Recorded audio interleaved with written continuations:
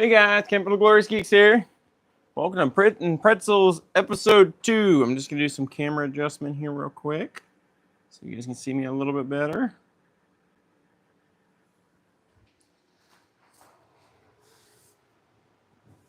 Oh, got something in the view there. What do we see? Hey guys, Campbell Glorious Geeks here. Welcome to Print Pretzels episode 2. I'm just going to do some camera adjustment.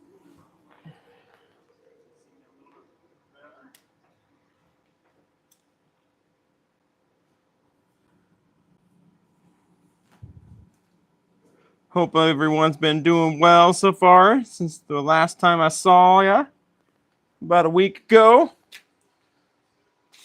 Got our Dots pretzels here. We got some water.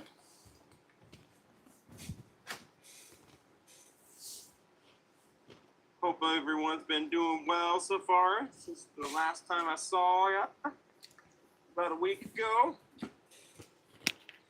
Got our Dots pretzels here. We got some water. The Phrozen Arco. Mute myself on so I can see myself on the live stream but not hear myself. So last week we had a commenter that suggested that we printed an M&M model, which I believe that was your boy Ash. Thank you for suggesting that, and it gave me an idea, and it reminded me that when I get a new printer, I usually print a bust model off. It's usually a Marvel bust first. So today I've selected a Wolverine bust by West Prints, and I believe that's West Prints. Let me make sure. No, Eastman. Sorry. By Wolverine. It's pre-supported, and I have some Sunlu transparent yellow PLA that I've just had sitting around in the filament bag for a while. I haven't really had a use for it, so we're going to use that today. Last week we also talked about trying to put a little more speed in the machine now that we know we can print pretty successfully with the silk PLA at a slower speed. That file, if you haven't checked out our short, the Gridfinity bin by K2 Kevin, printed out excellent. Check that out. I'll link it in the description a little bit later on in the video, and I'll also post it at the end of the video when I go to put this on the long form later. But as we're going through here, I'm loading this up in Orca Slicer, and I did make some modifications. So I wanted the quality of the print to still be good on the outside. So I left the, let's see what it's called here. I want to make sure I get it right. In Orca Slicer, it is called the outer wall layer speed. I left at 200 millimeters per second, which is the pre-programmed speed in the file by Eastman. And then I changed the inner wall speed from 200 to 500. So when it does the infill, we should see it speed up tonight as it's going. So without further ado on that, let's get that going over to the printer. Let's make sure I got the filament type programmed correctly here. Should be Sunlu PLA.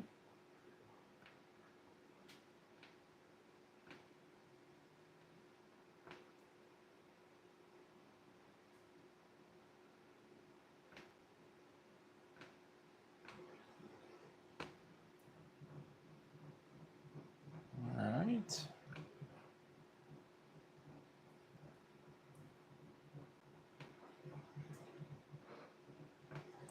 Also for this file, I'm going to do the base with it. Since this is such a big printer, I've never been able to do this before with any of my other printers, but since this is such a big build plate, I can not only print the bust, but the base that it sits on as well. That's really cool and exciting to see.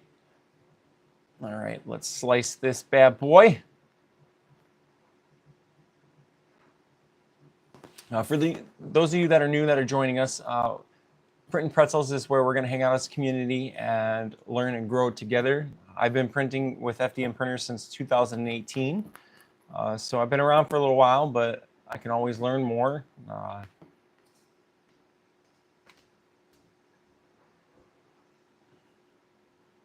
right, let's see what we got going on here. Somebody just let me know that my phone isn't on vibrate, so let me get that switched around here. Don't need you guys hearing my notifications going off.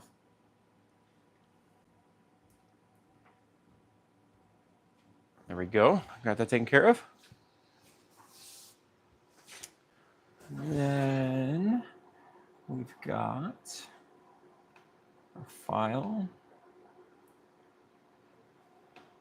So normally I'm not a big fan of brims unless I absolutely have to, if I'm having any bed adhesion problems. So far on the Arco, I have not had any problems with that. I'm very excited about that. So for this file, I'm also going to take the brims off. For those of you that don't know, a brim helps the bottom layer adhere to the printer by printing it kind of like a pattern on the outside, so that it helps it stick to the build plate. So if we have any bed adhesion issues, I'll go back and I'll put those brims down there. But for now, I want to see if the Arco can handle it without the brims.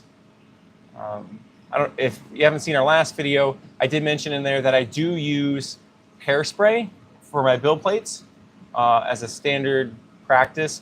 It's not exactly safe. Don't spray it by the machine. Take your build plate off and walk away and spray it away from the machine 4 to 6 feet away. So according to the slicer, it is going to take about 20 hours and 59 minutes for this to print. So we're going to send this over right now. Let's see if it'll go over. It should copy over, no problem. It's loading right now. And as you can see, I've only got one of my other printers going tonight. So probably through the stream, I'm going to load up some of the other ones. So if you have any suggestions, drop your file in the comments below, and maybe I'll get an extra file out there. I'll do a bonus load for the next short, or bonus print. You got 65% loaded up. So far, so good. I'm really excited to see what this looks like in the Sunlu transparent PLA yellow. I think it's going to make this look really good. I haven't really had a use to use the yellow for anything. So it'll be really cool. And the Wolverine bust will be really neat to look at. If you haven't seen some of our other videos, I did a Minecraft video a little while back, and I printed a Gambit bust off both the P1S and the Elugu Centauri Carbon. Those both came out phenomenal. So, and they were also by Eastman, or it was also by Eastman. So I'm really excited to see if the Phrozen Arco can come out with just as good a quality. Again, there was no supports needed on this file, as Eastman has designed these to be printed without them.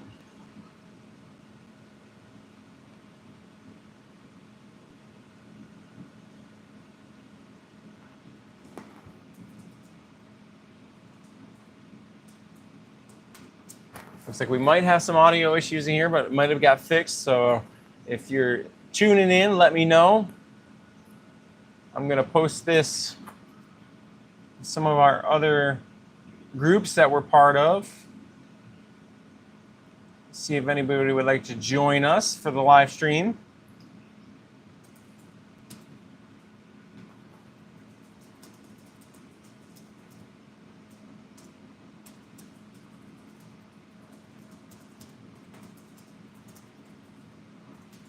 Again, we're going to stream from 8 to 9 p.m. tonight and print off some things, get some files loaded up on our multicolor printers and our single color printers.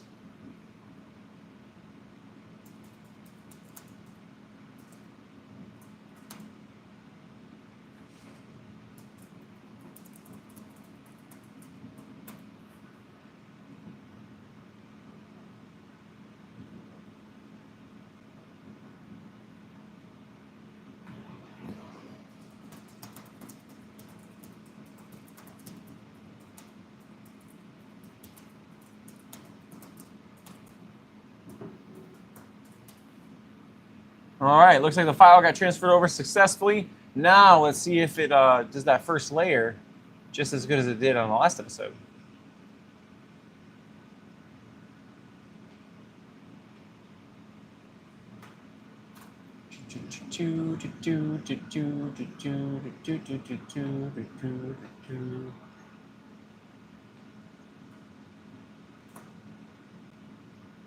Gotta get that link over there for you guys.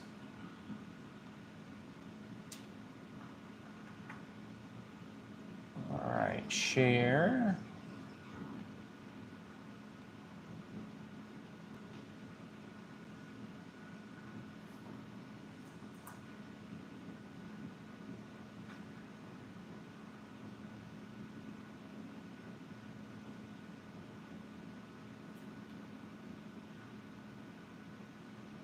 Just sharing this on some of the different Facebook pages that we're part of so that we can spread the news about the new Phrozen Arco printer that we so graciously received as a backer for the Kickstarter. I'm super excited about this printer because, one, the build plate, oh, absolutely huge. It's a good, I think it's 50 millimeters bigger than any of the other printers that I have.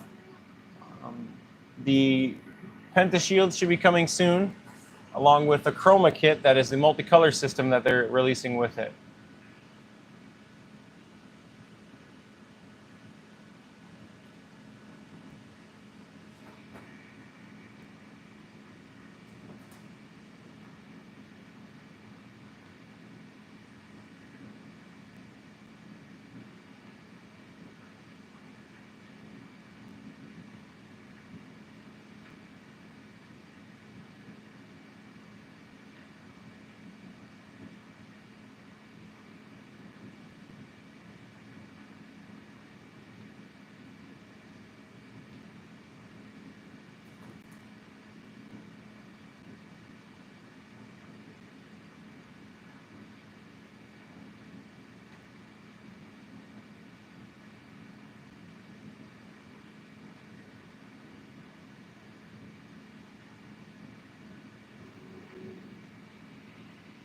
Alright, doing so good so far. Getting the bed leveling done. I'm curious to see when with upping the speed on how much more of a wobble we get with the desk. I didn't put the locks on the, all the wheels, just the front two. If I need to, I'll put the locks on the two back wheels, but after printing that Gridfinity bin like we did last week, I didn't have any wobble at all. So I'm excited to see if we get some today.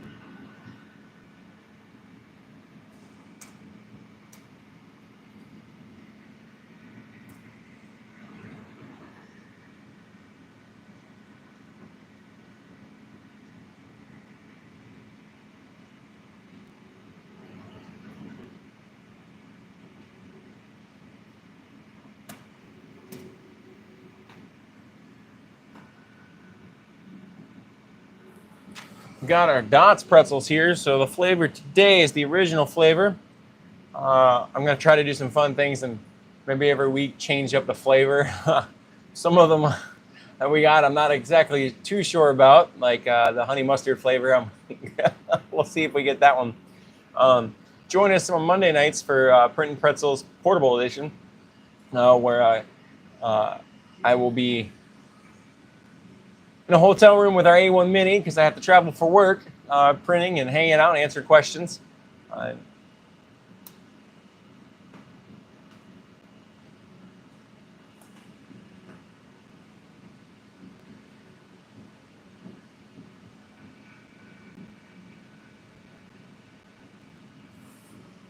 The original edition is good. It's like salty and peppery, but also I guess the only other word I would say is savory.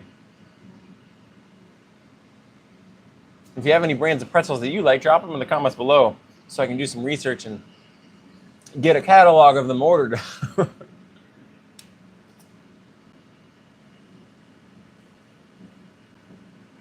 Also, an update on the Orca slicer profile for Phrozen Arco. I was looking at some of the community notes, and it looks like that there should be now a actual profile for it in the slicer if you update or if you use the latest version.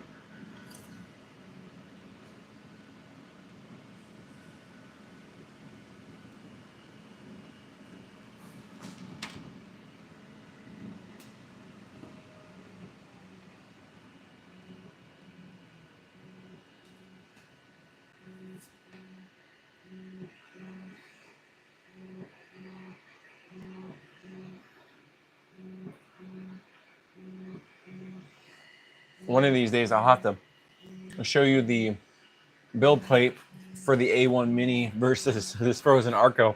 It's kind of comical to see how much smaller it is.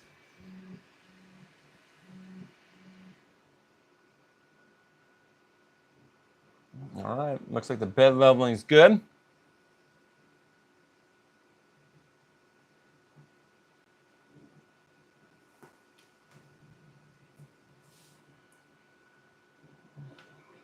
See if we can't share this with some more of our friends out there, some of the different pages that we follow.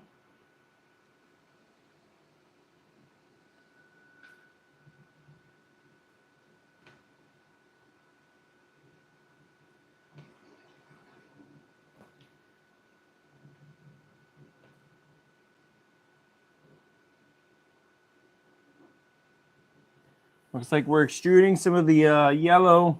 Oh, that's interesting. It looks kind of green. Translucent filament.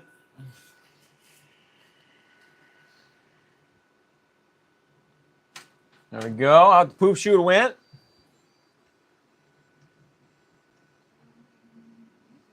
All right, here comes our first layer. So there should be two parts to this file. In the back, you'll see it'll build the bust, and then up front is where it'll have the platform that the bust sits on. Again, for those of you just joining us, I printed this with the outside layers being at 200 millimeters per second, and then I did the infill layers at 500. So that way, I shouldn't lose any quality of the print on the outside, but we'll also be able to speed test this printer at the same speeds that I print with my Bamboo P1Ss and Elegoo Centauri carbons. So my goal is to at least match that, and then next week we really crank up the speed because it's advertised that this printer can print up to 100 millimeters per second, which is faster than any printer I own currently other than this one.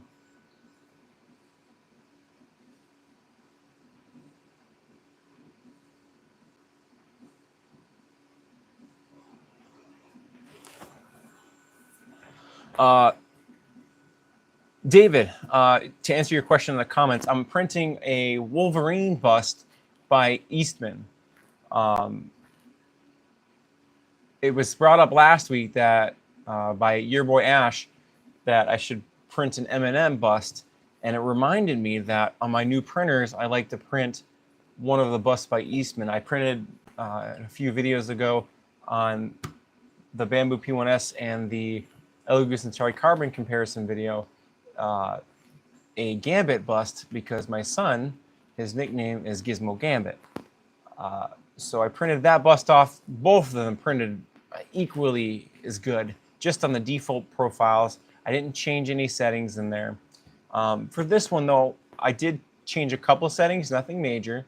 I'm printing this at 200 millimeters per second outer layer, so we keep the quality, but the infill I'm printing at 500 millimeters per second because last week we wanted to talk about upping the speed this week.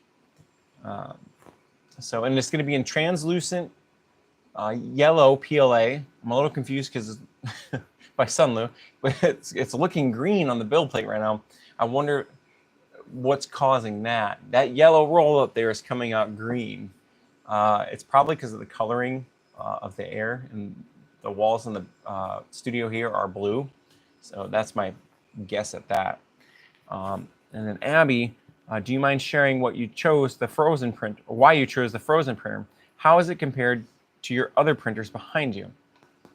Why I backed this Kickstarter 2 years ago, when I saw it come up on my Facebook feed, I noticed that this printer is designed a little bit differently than the two printers behind me.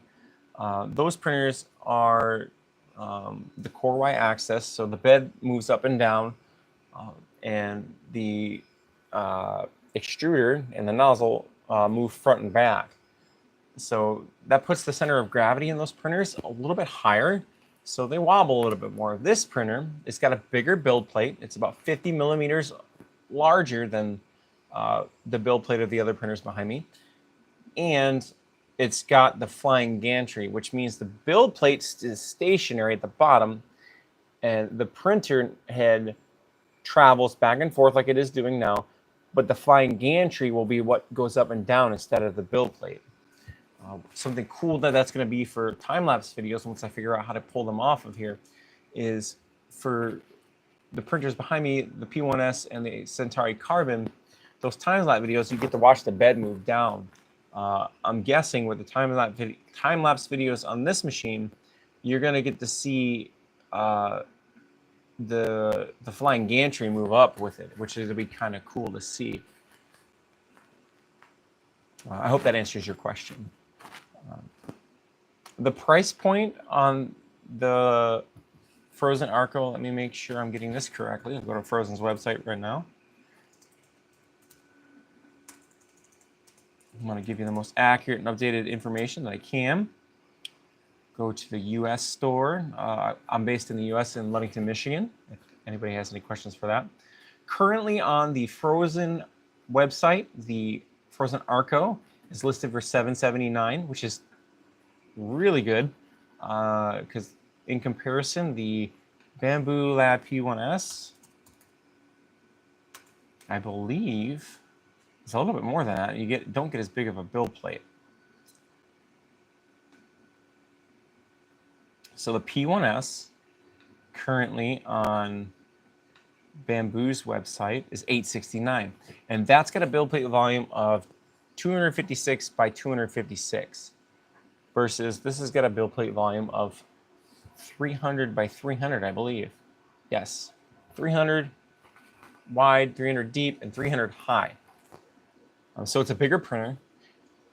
Right now, they don't have the multicolor system out yet. The chroma kit is, from what I am aware, is being not so much being developed. It's developed. They're just getting the manufacturing process done for it. Should be coming out pretty shortly, along with the Pentashield, which is the enclosure system. So I guess a better comparison between the two printers would actually be a comparison for the Phrozen Arco and the P1P, which is Bamboo's non-enclosed printer without the AMS. Okay, so that's a little bit better of a comparison. Right now it's on sale on Bamboo's website for $399. That is the bare bones, no AMS. So about $400, you can get the Bamboo P1P, which is this machine, just without the door, the side panels. It'll look just like this, but smaller. It's got the frame and no multicolor.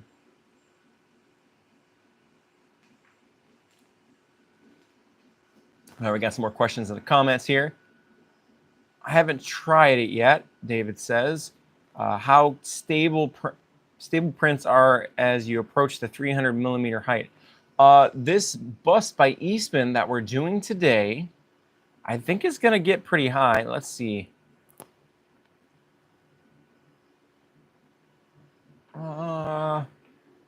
It's going to get about as high as the Gridfinity bin that we printed the other day, which is about 2/3 of the way up. So I didn't have any layer issues with or layer lines that appeared in that print. Actually, I printed 2 or 3 of them, and not a single one had any layer line issues. And that's using the default settings in an Orca Slicer with that G-code modification. David, that you mentioned on the previous episode. Something to note, I saw on a forum, I want to say, God, where did I see it? Anyways, I saw on a forum that the Orca Slicer profile has been updated. I haven't downloaded the new one yet, but it does now supposedly include this in it. I don't know if the G code's updated, though. We'll have to make sure of that. Another comment here. The camera is connected to the gantry. Yes, I'm super excited about that being connected to the gantry, David, because it's going to move with the print. It's going to be... what I picture in my head is it's going to be like reverse of what is on the machines behind me as it goes down. Now you're going to see the camera move up with the print, and I think you're going to see more of the print instead of it disappearing off the screen. That's my guess. They're supposed to be shipping, David says they're supposed to be shipping the Chroma kit. Saw a YouTube video where someone got both the Chroma and the Pentashield. Yeah, I'm hoping that they send us ours out pretty quickly. Something to note, I posted the video last week afterwards, and Frozen did say hi in the comments, so maybe they'll get us ours out a little bit sooner, so we can get that information out to all the other backers and fans of the channel and let them know what's going on.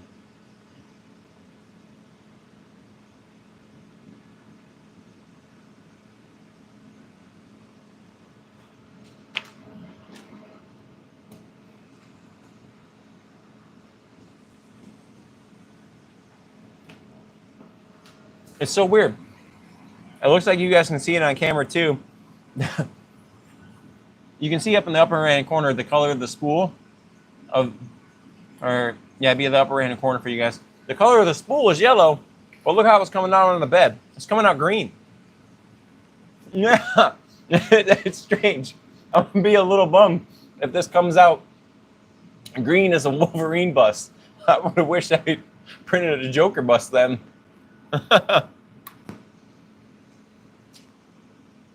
Yeah, it's a little green in the PTFE tube. I can see it's yellow. It's yellow. It's yellow. And then when it gets down here, it kind of turns green, like when it's more exposed to the LEDs. Yep, the walls of the studio, the recording space, are blue. I'll have to make sure when I record the short for this video, and once it completes, that I'm outside, so that way it appears yellow. Because I don't want people thinking that I printed a Wolverine bust in green by accident. A Riddler bust would have been even cooler in green. Maybe we'll do that in one of the next videos.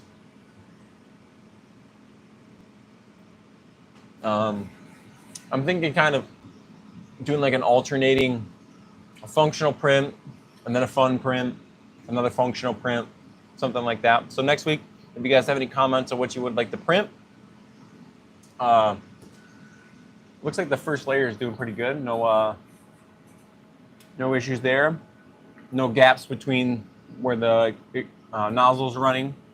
No lifting or bubbling. It's so weird seeing that green. It's like crazy magic.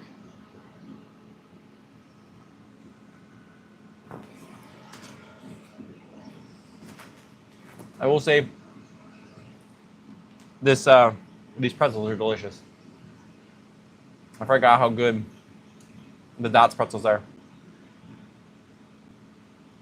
Yeah, they've got David. I think this is probably our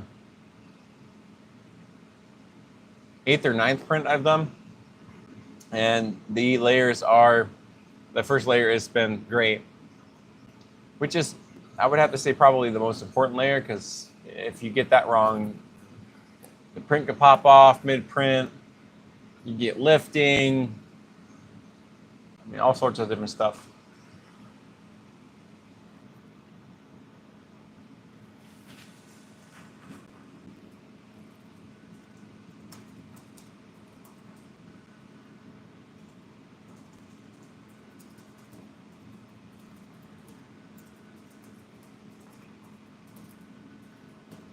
I'm I'm hoping to get another one of these machines eventually, because having that access to that larger build plate, especially once the chroma kit gets here, oh, it's going to be amazing. Being able to print bigger things would be helpful. One of the things I ran into, I printed the Tetris game that's on Maker World, but I blew the base pieces that the game is played on up to as big as the build plate can be. And then I realized, crap, I can't print the case for it now because my printer isn't that big, and I didn't want to print a bunch of supports with it. Now this gives me access to be able to print something that big. Did you see the Snapmaker U1 that is on Kickstarter? Yeah, I'm having a hard time not backing it. My budget. It's a cool printer though. The tool head changer. There's a I want to say it's by, is it Anycubic that has a tool head? Like it goes back and it switches up the tool head and it goes out. That was a pretty cool one I saw that has a tool head. I watched some of the YouTube reviews on the U1 that are out there, and that was a pretty cool, looks like it's a pretty cool printer. It's pretty exciting to see. It's being in the world of 3D printing since 2018. I remember when I had the Neptune 2S's and they, just a single extruder. At that point in time, Elegoo did try to do 2-color filament changes, and it would go into the nozzle and with 2 PTFE tubes, and the design, it was a good effort. I gave them props on that, but it would clog a lot. It's exciting to see how far we've come in, 2018 to 2025, 7 short years. From that to machines that can print 12 colors. I know the H2D that's out now can print, I think it was 24 colors if you got, because it's got the two heads on it, and then you can run 2 separate AMS systems that are linked together on it. There's a lot of cool things that are out there now. David says, the race for a better multicolor is on. Bamboo started it, and everyone is scrambling to either copy or a few trying to innovate. So Bamboo did start it. I'll give them props on that. But I think this machine is onto something. I've seen Uncle Jesse say it a few times on his channel too. Shout out to him. I think multicolor is definitely here to stay. I think Frozen's going to nail it with a bigger build volume. Because they've had this out for a while. They've gotten the designs that seems to be down pretty good. I think they're onto something here. I think this is going to be a popular model because I haven't seen any errors with it. We're going to print faster today with it and see how it's doing there. I'm very happy with this so far. The only thing that I have seen, and it's just a minor thing, and I saw it on the Centauri Carbon when it came out too, is just the computation time of the prints on the display. That's a minor thing that they can update later on with the software update.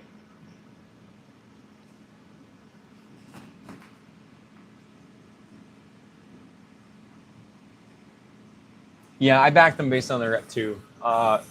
I know they're very, very popular in the resin world. If resin wasn't so messy, I have ADHD and I'm pretty messy when it comes to that stuff. If I ever get like a legit full-size studio that I can have like a sink area that's set up for resin, I'll definitely get more into the resin side of things. I have a resin printer. It's one of the new ones by Elegoo. I don't want to get into the mess of it just yet. They're phenomenal. I love how the things that you can print off them, especially when it comes to like miniatures and stuff. The detail on them is just amazing. And to see it pull out of the liquid is just very mesmerizing. About 2 years ago, I had the Elegoo Saturn II. It was great. But you're right, David. when you said, when you see in the comments, I want a resin, but it looks like it's high maintenance. It's high maintenance. There's a lot of product that's involved with it, gloves, silicone mats. It's definitely messier and more high maintenance. I would agree with that statement.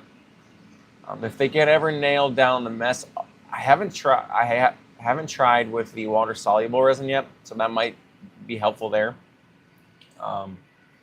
But if they can make that as less messy, as closer to what FDM is, this type of the printer, I think whoever innovates that is going to be on to something, making it more accessible to the greater community.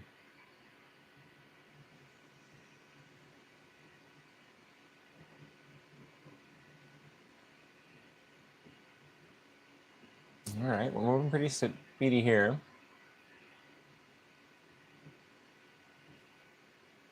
Let's see what Orca Slicer is telling us for this file.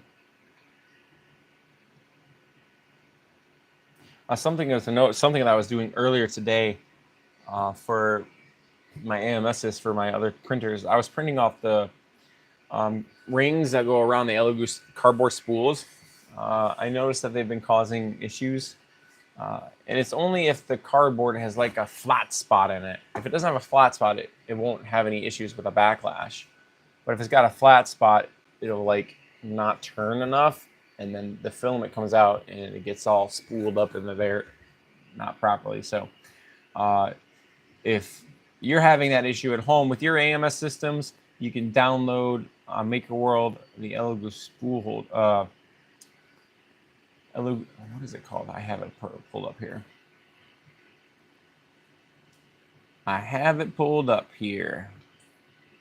Elegoo spool adapter. What makes that printer different from the rest, man?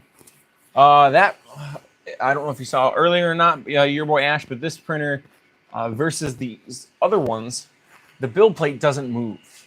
The part that moves is this part here, these bars that you see. This entire assembly will move up, versus these ones, the bed moves up and down, and the nozzle, this part, only goes back and forth and side to side.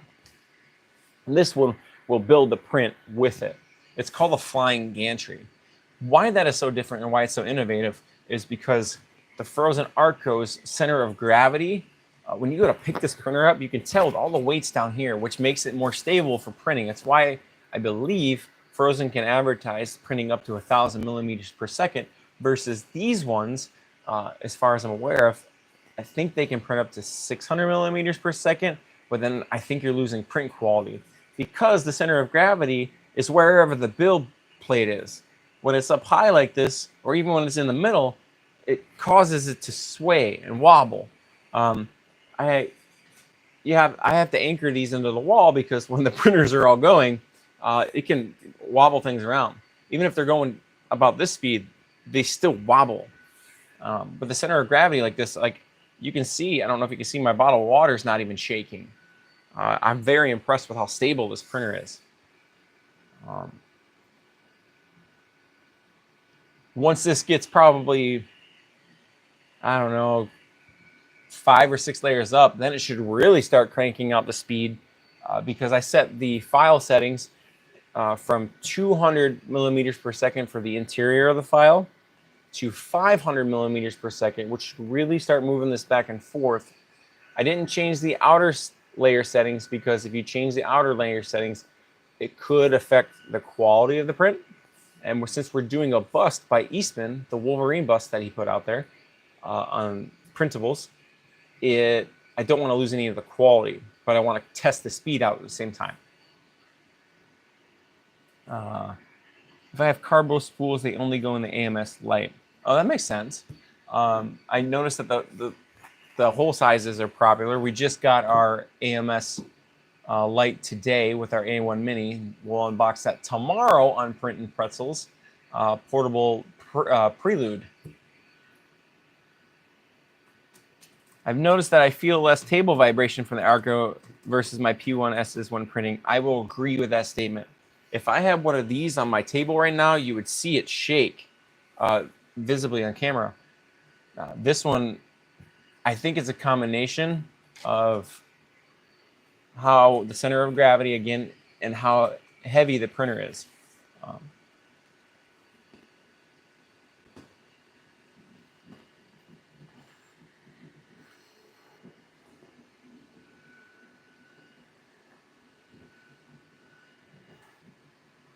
It's so weird to see that yellow filament turn green.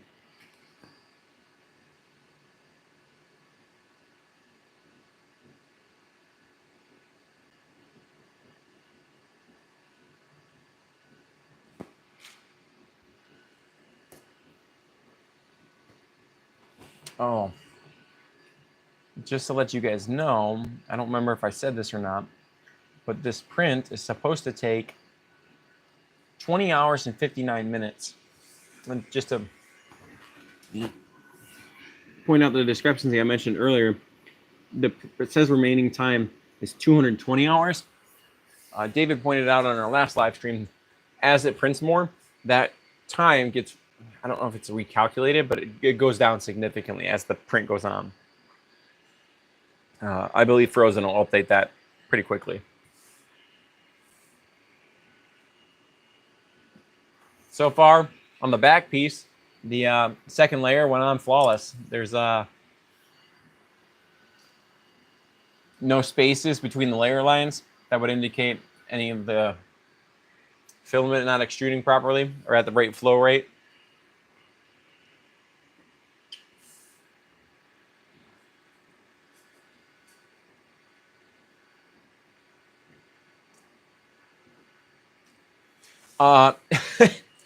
Abby, it is really green on the build plate.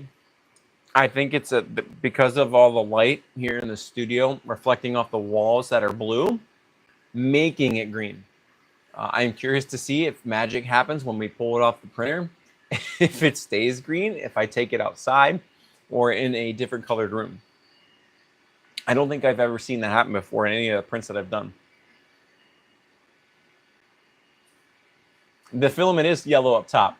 It doesn't turn green until it's like this far into the PTFE tube. When it's down here, you can see it. It looks green going in.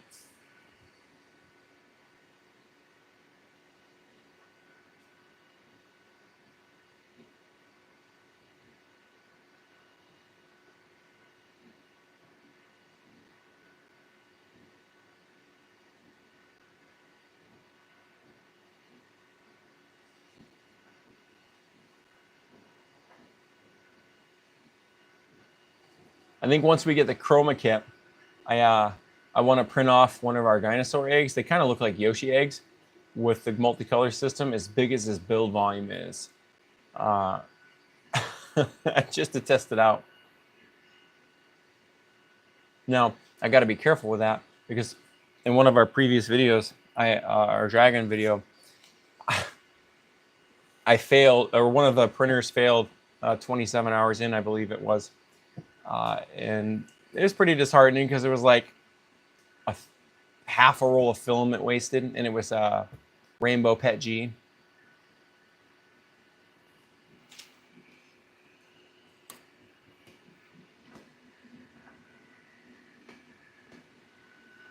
But when you get new machines like this, it's really cool to test them out. What's the old saying? No sacrifice, no victory. Transformers reference.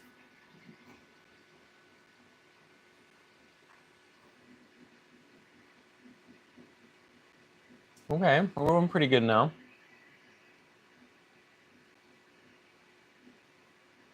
Looks like it's doing the third layer of the back piece, the actual bust of Wolverine. Moving pretty quickly. Once it moves to the next piece, the platform, I'll be able to give or see better if there's any flow issues or whatnot. That's a good question, David. Maybe we'll do that on our next live stream. Have I tried Pet G in the Arco? No, I haven't. Is there a specific color you'd like us to try? I'll do that on the next live stream. I'll print something functional in PETG.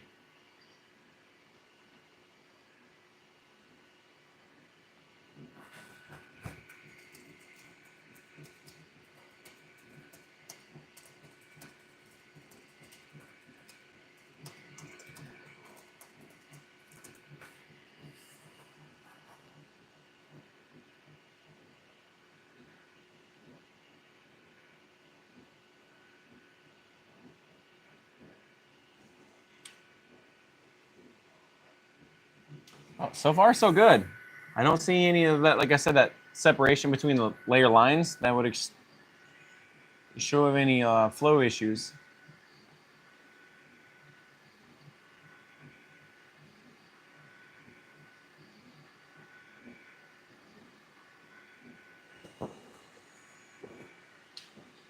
When I go to use PETG with this one, I'll have to make sure I use a brand new roll, or I'll put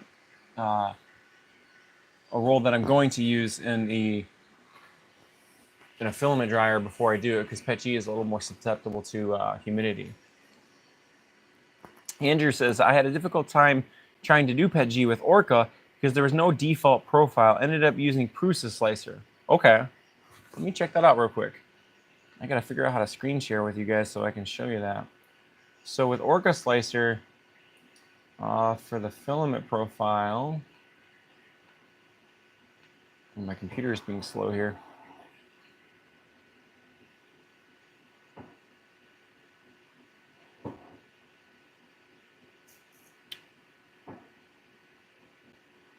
It's probably because I got too many windows open here.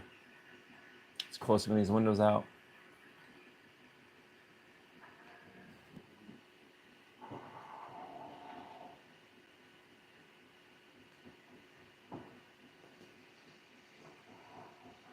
I'll get you an answer to that question here in just a second. Looks like I got to close that Orca Slicer and reopen it.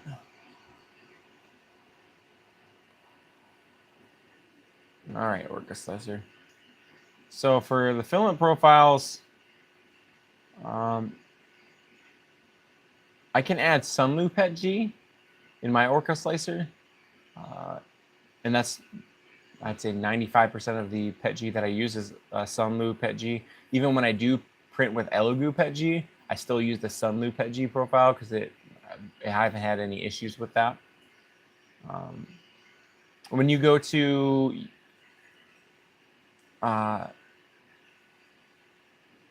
no default profile, do you know, Andrew, this might be a silly question. I don't know what your experience with Orca Slicer is or not, but do you know how to add a filament in preset into Orca Slicer?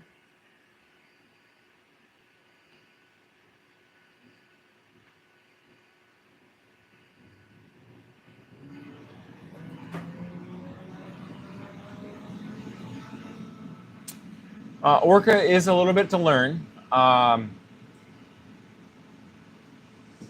But for me personally, because I have so many different machines, having Orca Slicer is super helpful because I can just swap from a drop-down menu, switch to the printer that I'm gonna send the file over to.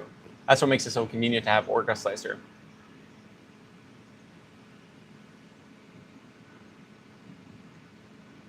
Yeah, we got a good third layer going here. This is exciting. Still can't believe it's coming out green. Oh, that's funny. I wonder. I'll have to see if I can get the time lapse off for this one. But as it prints, I wonder if it'll be green at the bottom and like yellow towards the top.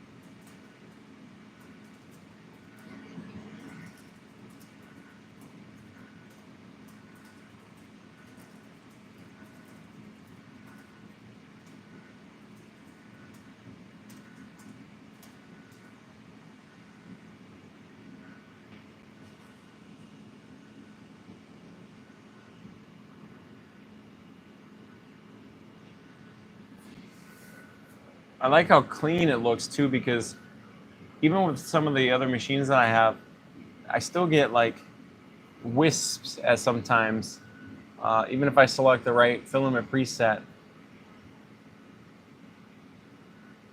And it's just putting it out like a champ.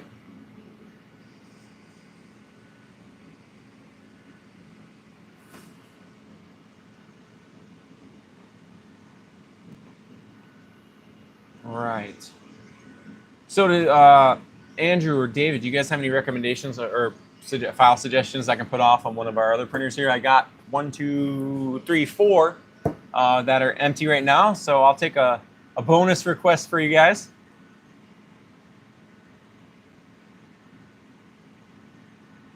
eSun PETG. I do have a roll of eSun PETG. Do you want me to use that next week when I go to use I'm going to go to print on this with PETG, Andrew? Yeah, I'll tell you what the exact roll is. I have, where did it go here? eSun. Where'd you go? Here it is. Oh.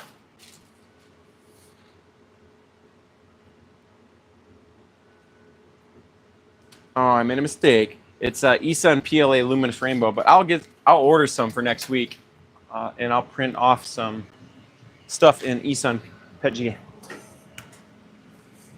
I'll order it right now.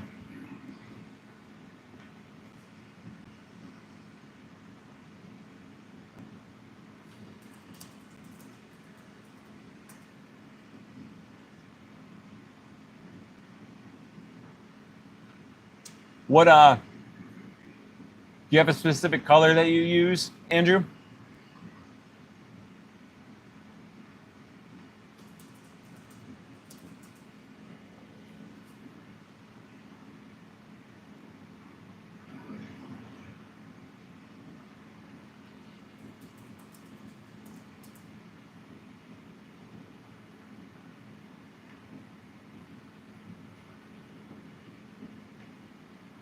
You were doing clear. All right, I'll order some transparent. Do you have a certain file that you were trying to print?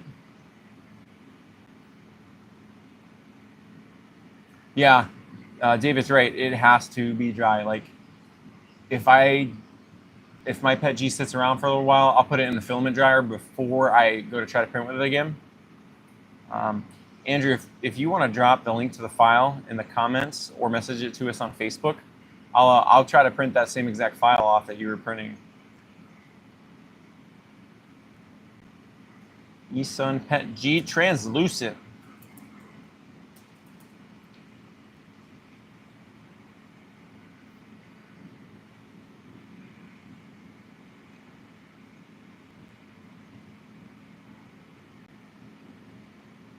All right, I got that ordered, and it'll be here before our next episode. So I should be able to get whatever that file is printed off for you and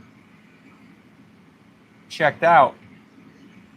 See what's going on. I'll also see if I can't find a profile for that for Orca Slicer too, just to see. So we got that. Add, remove filament, because I have eSun PLA programmed in here, but I don't have eSun PETG. But let's put that in here real quick. So to cap off, so in order to do that for Orca Slicer, right next to where it says filament, it says set. You'll see the drop-down menu for what's filament to select. And at the bottom of that drop-down menu, it says Add, Remove Filament. I select that. And it brings up the system filaments to use. And it's got different brands and then the different filament types by those brands. I have selected eSun as the vendor. I have selected Phrozen Arco as the printer. And I have made sure that PETG is the filament type. And then you'll scroll down further, and then grab the bottom scroll bar and scroll all the way to the left, because eSend is after, it's alphabetical, I believe. Actually, eSun is going to be at the end, it looks like. So eSun Pet G is selected. Now I check that box. And then when you click confirm, it should put the filament profile in there for you. Then you'll go click your filament drop-down menu again, and then you can click your new filament. eSun Pet G is now in there. I'll see if I can't get some sort of like screen tracking thing going for our live streams here, so that you can see what I'm doing as I'm doing it.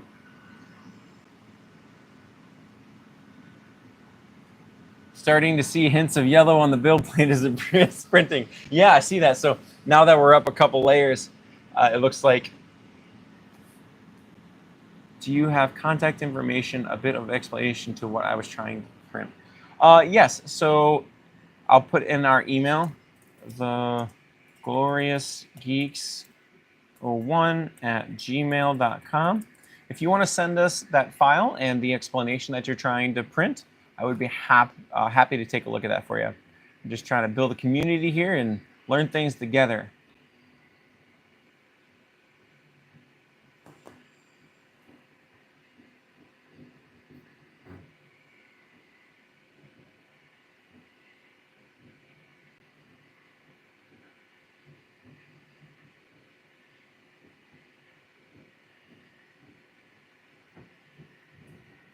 All right, so we got that eSun filament ordered. Super excited to see what Andrew emails over to us to print out. Get that going. And when we do finish the prints, be sure to check out our shorts videos, because that's where I'll post the finished print. I'll take a little short video of it, and as soon as I can figure out the time lapse, how to remove it off of here, I'll put that as part of the shorts too. It's just kind of fun to watch it build up. Abby asks, how do you decide what to print? Seems like I would run out of ideas if I had that many printers. Maybe that's just me, LOL. Well, that is, so much like you have social media, you can just scroll through it, TikTok. I mean, there's all sorts of videos out there that are like that. But the different printer brands have made their own places to go to check out and see what there's out there. So Bamboo has their Maker World. Elegoo is putting out their next print. And then I think Frozen, I don't know if Frozen has theirs or not, if they have one or not. A lot of it for me is off Maker World, because I just scroll and see. That's how I found K2 Kevin's stuff, because I was looking for things that go with the Gridfinity system. If you don't know what that is, it's a grid system that your different items can sit into. For instance, this is the bin that we printed off last week, and I have a Gridfinity piece around here somewhere, but you can see that they're stackable.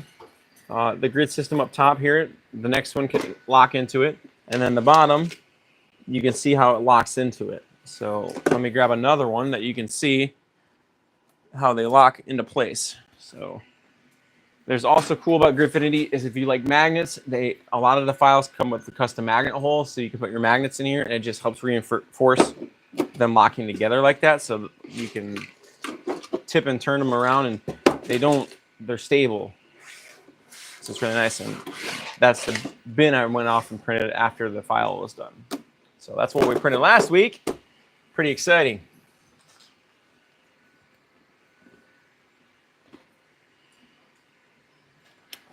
Yeah, more of the yellow is starting to show up now. I bet this piece would look really cool if I put an LED light underneath it once it's done. Gridfinity is really cool. So I think what I want to do for our Print Pretzels Portable Edition with that small A1 Mini, I'm going to get a cart from IKEA, and I kind of want to, as part of that channel, when we're doing it, I want to print things off on the A1 Mini to make that cart functional, fun, and cool. Give people ideas on how they can customize their printers to be on wheels. And if you have a workshop like this, it can be super convenient to have things on wheels if you need to clean underneath them, things like that. Something that I learned from the Gold Coast Artisan Fair that we did about 2 weeks ago is I love the SCADA system. I love these B-Roar posts. All this is from IKEA. But I printed the adapters that connect the two together. I learned that I like that system, but I need it on wheels. So I'm putting together a cart that is a combination of these files, or these two items, and several different files that makers have put out there. I want to do a cool video on that. You can print a handle for the Mini, so you can try to carry it around while holding it from the top. David, I saw that. I saw that you can print a handle to carry it around, which will be super helpful for me because, like I said, on Mondays I travel for work and I stay in a hotel overnight, and to be able to do that live stream and have that handle on there, it will be super convenient. Something I also saw for the A1, the AMS Lite, is there's a file out there. I went and printed it off. I'll show you.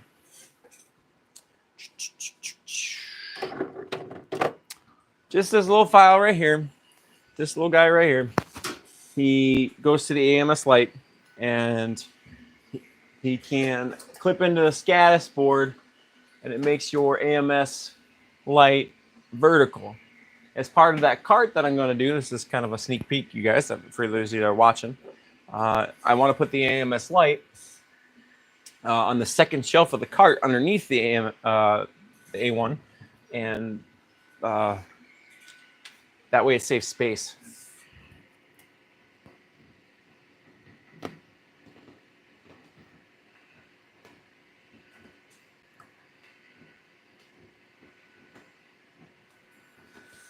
These pretzels are starting to get a little spicy.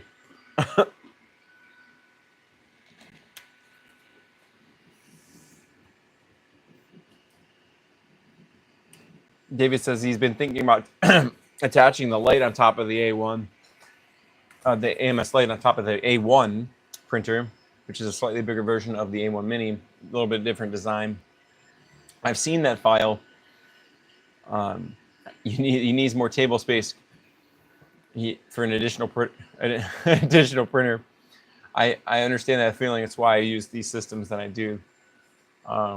Something cool about these, you can't see it from here, but one of the biggest problems I've had with our printers is what to do with the poop chutes.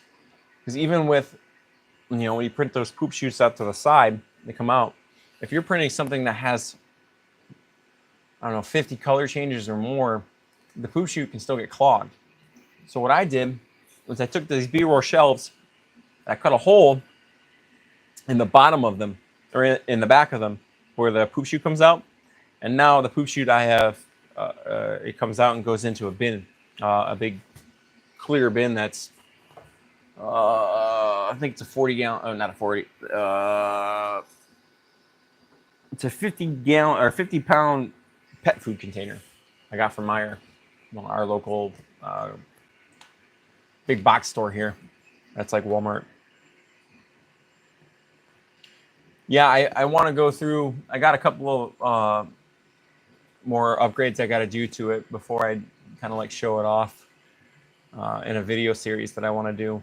I also did our utility trailer in the same system, and there's drawers that come with the B-Roar systems that somebody's designed Gridfinity slots to go into. So it's pretty cool just to have all the organization.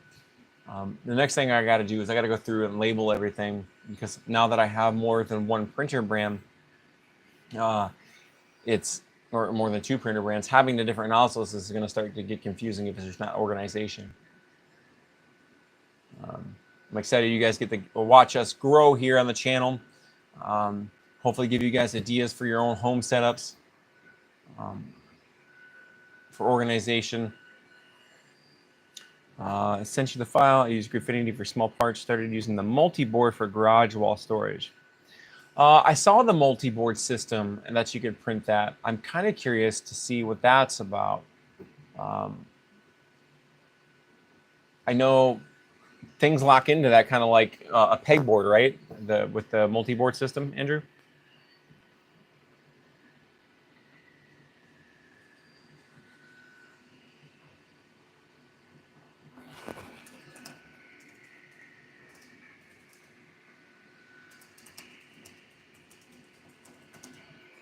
I'm asking Andrew if he finds it as stable as pegboards.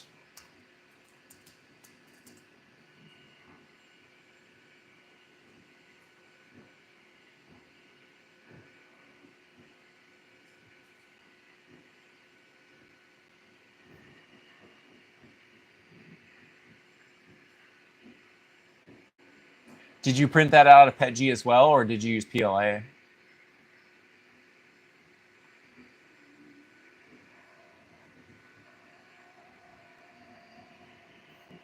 Okay, he's got a drill and an impact driver hung from him.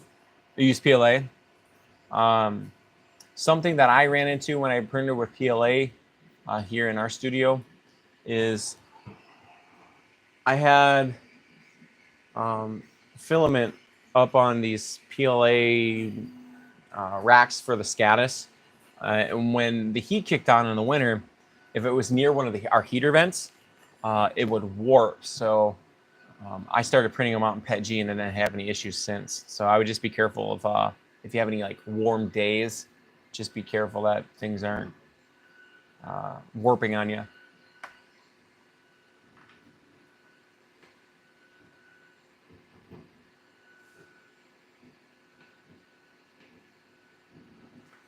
All right, man, the layer line, the infill lines are clean.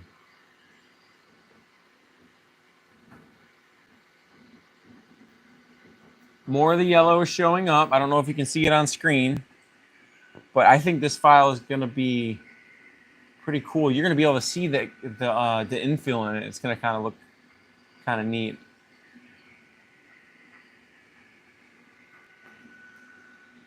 It's been in a hot garage, and I haven't had any issues yet. Fingers crossed. Hey, good.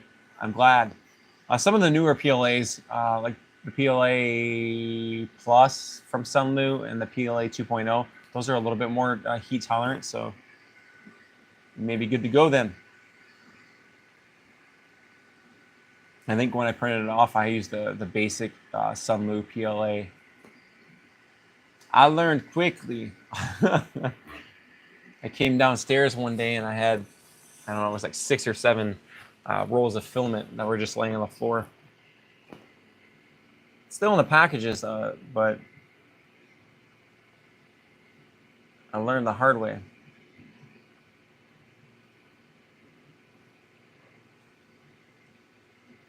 All right, so I just heard the printer make a noise as it was going across the layer lines. I wonder if that was supposed to make that noise or not. It sounded like it caught some of the layer lines, or the info lines.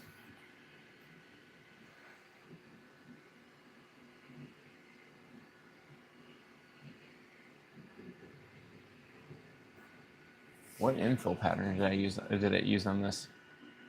Let me check it out. Recent projects.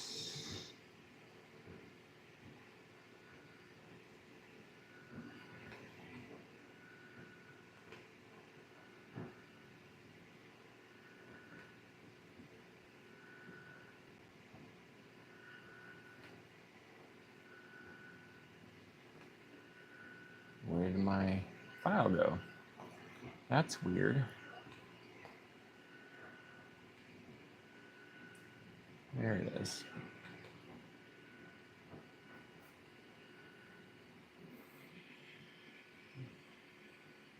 I haven't heard it catch again since, so I don't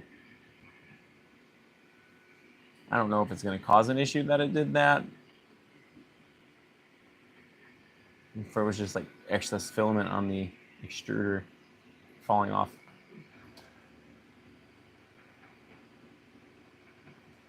So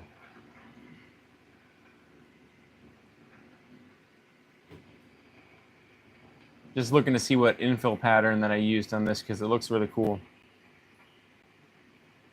It's kind of wavy.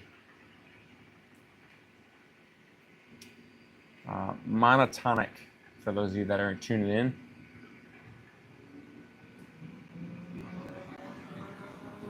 That's the pattern. Internal solid infill pattern is monotonic, so it's kind of wavy. And then the infill pattern that it's going to use is crosshatch, is what it says. 15% infill. For those of you that may not know what infill is, it's how much material is in the inside of the object that provides structure. The more infill you have, the more material it costs, and the heavier the object will be, the stronger it'll be.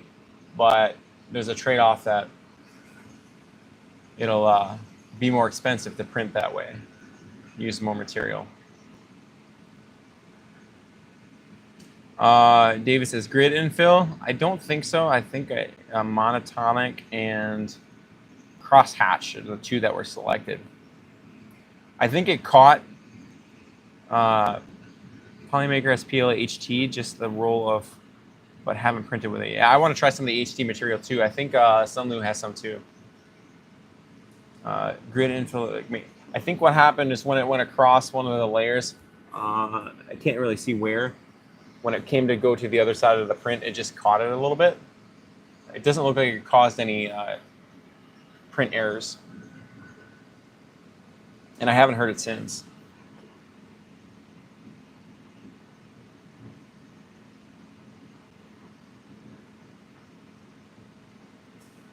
Let's see what we can put off on our other printers. Check that email. Make sure I got it before we get closer to the end of the live stream. I'm going to stream for an extra hour tonight because we're chilling, and I got to finish up these pretzels and water. I'll see if this gets a little higher. That yellow is really cool. I didn't expect it to come out that cool. All right, let's go to Maker World.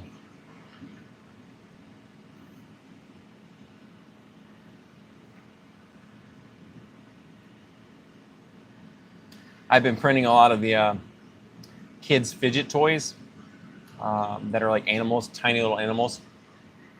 How long does this, how long does it take that I'm printing this? 20 hours and 51 minutes, or 59 minutes. It's about 21 hours. So it'll be done sometime, assuming there's no issues, it should be sometime around 4 p.m. tomorrow.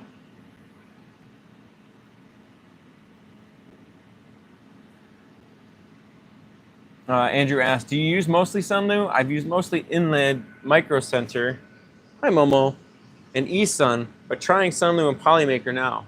I do use a ton of Sunlu. I also use Elegoo. I do have a code that you can use for Sunlu. It's Be Glorious. I'll put it in the chat. I'll also put it in the, hi buddy, you gotta get down. I'll put it in the chat, and I'll also put it in the video description for later on. Helps out the channel.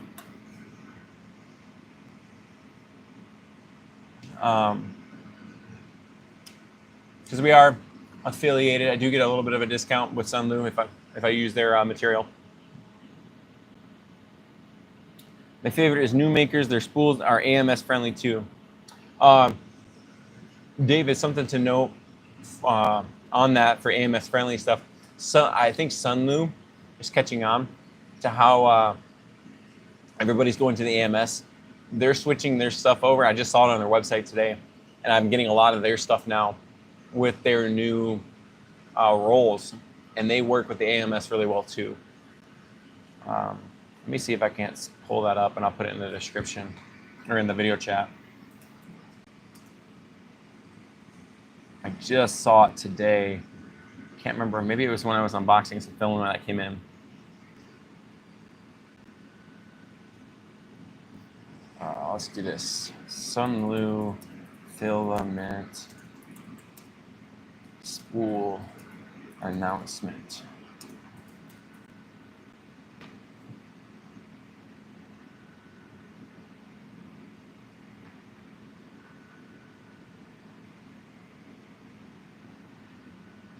Their V3 spools are compatible with Bamboo Lab. Version 3 spools are compatible with Bamboo Lab refills too. So they look just like they look just like the Bamboo Lab spools. I mean, they're probably the same dimensions, just a different color. They're dark blue. They're really nice too because I can actually use the Elegoo refills spools with them too. So I like to have the versatility. I think the maker world now for the different companies are starting to finally make the different spool or make this different spools into one standardized roll. And I think they're falling under the Bamboo, not necessarily banner, but the sizes, because they're such a popular printer brand. A lot of the newer rolls seem to be that particular size.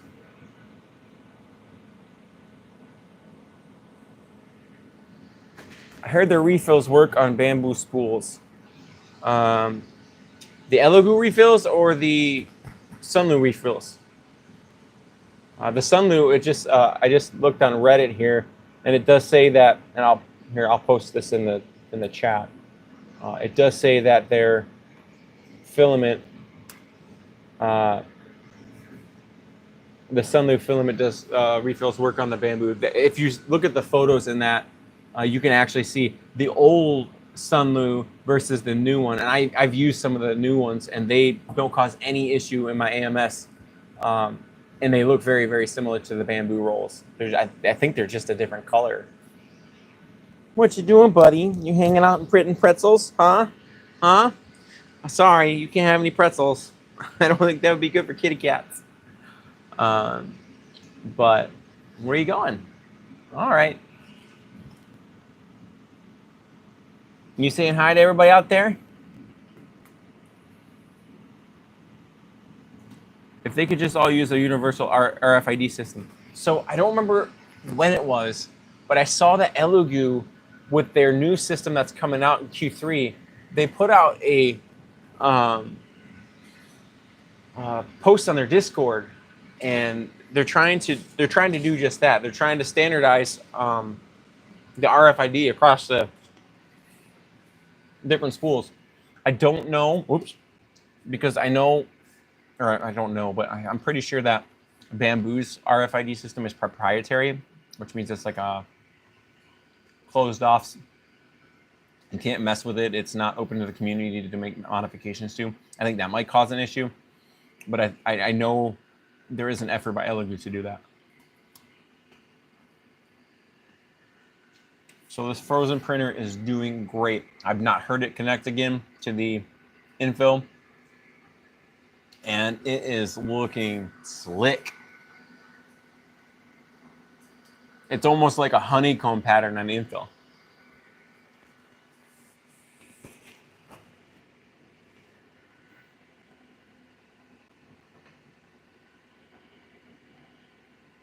One of the filaments that I want to try, I need to get around to doing, is actually the Phrozen filament. It looks like that they're releasing some of their own filament with the systems too, which is exciting. That noise could have been a transition from green to yellow, right? Machine didn't know what to do.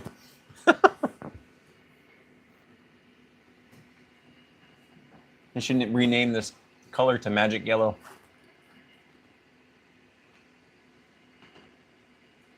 Oh, I'll have to put this under some black light to see if it glows, because it's got that like neon green sheen to it. I wonder if that'll glow.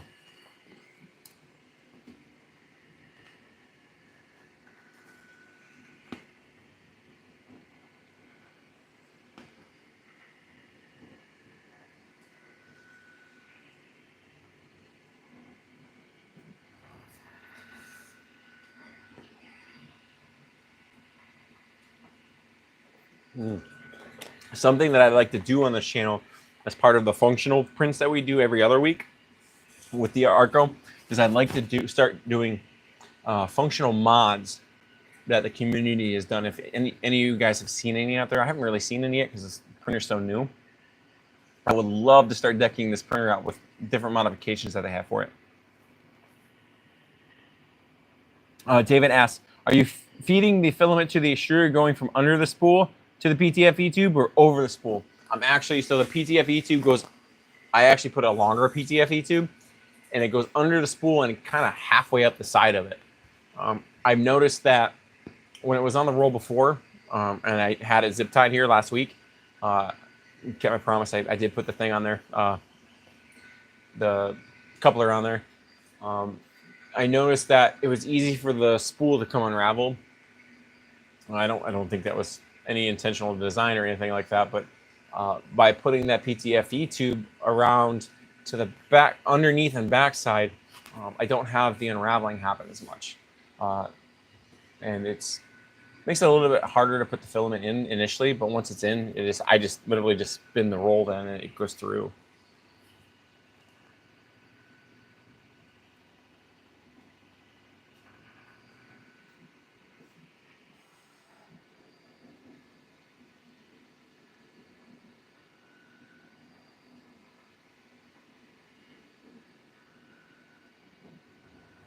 It's looking pretty good.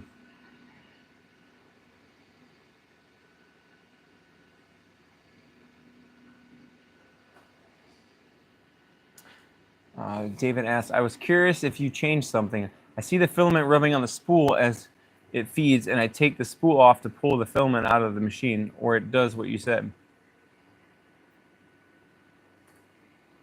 Curious if you changed something. I see the filament rubbing on the spool as it feeds, and I take the spool off to pull.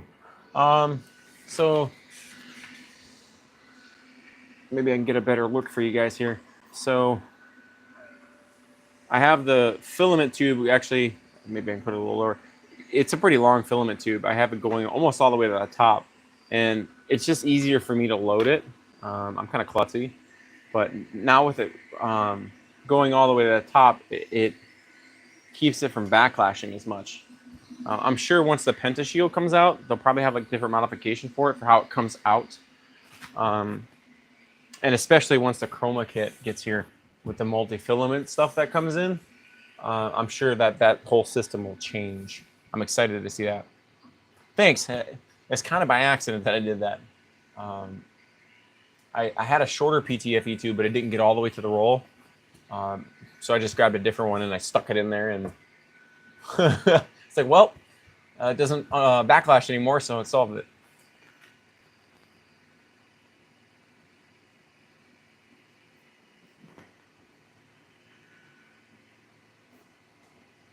The way they wanted you to feed it, it works, but it doesn't look right. Oh, did they want you to feed it from the top? I guess I didn't look at that. Like from atop the spool.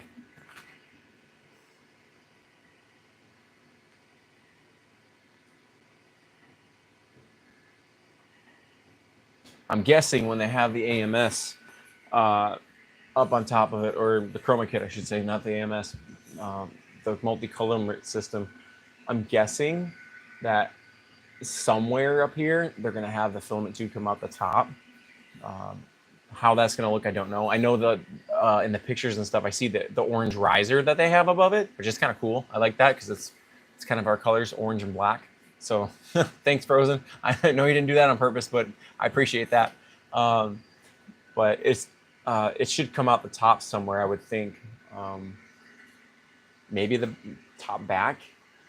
I'm curious to see what it's like, and I'm curious to see how big that filament system is going to be.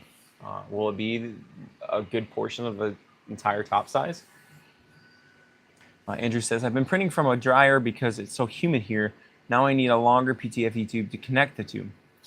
So about a little over a year ago, I moved from Florida to here, so I understand, Andrew, about the humidity. It is kind of hard to deal with. You're on the right track there with the filament dryer, printing straight from it. If you haven't, I don't know what printer you're printing with. If you're printing with an Arco, when you get the chroma kit, that has a filament dryer as part of it, which I'm super excited about. If you're printing with the Bamboo Lab printers, if you have the original AMS, Sunlu just put out their AMS heater. That's an upgrade for the original AMS system that they put out. It literally just replaces the lid with an AMS heater. It's really cool because you can print and dry at the same time. As far as I'm aware of, their AMS Pro does not do that. You can dry, but you can't print with it at the same time. They may have upgraded that. I don't know. And then I know Elegoo, when their system comes out, I'm pretty sure that's going to have a filament dryer in it as well. I think that's where the whole industry is going towards. And it's cool to see that Phrozen made that adjustment as part of the Kickstarter and didn't charge us anything extra to put that in the chroma kit. I saw that. I think it was like, don't quote me on it, but I think it was like 6 months ago that happened. Yes, the chroma kit with the dryer, it's gonna change. I run 2 dehumidifiers here in Georgia, David says, during the summer. When I lived in Florida, I actually, Printable Accessories put out enclosures, printable enclosure pieces that you can make an entire enclosure system out of. I actually took one of those and made it into a, I put a portable AC unit inside of it, and I made other printable enclosures around my Neptune 2s at the time. They're definitely not anywhere like the Centauri carbons that are already enclosed, but I pumped AC through them, so that way I didn't have to cool down my entire garage. In the short term, I spent more money, but in the long term, with how high my electric bill was in Florida, I saved probably a couple $100 every summer.